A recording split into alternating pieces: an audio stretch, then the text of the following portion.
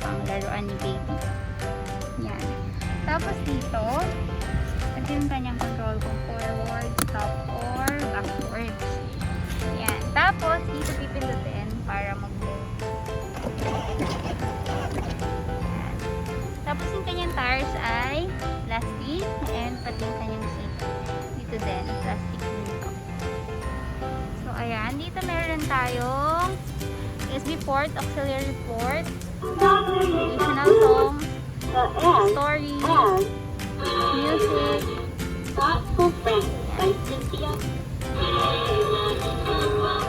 Yan. So, pwede hinaan. Pwede din lakasan.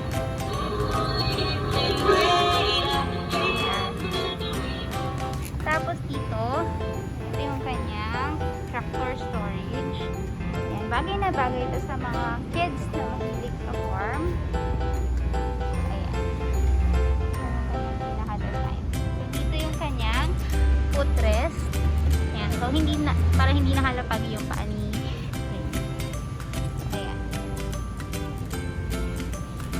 Again, ito ang ating 2188 tractor ride-on truck.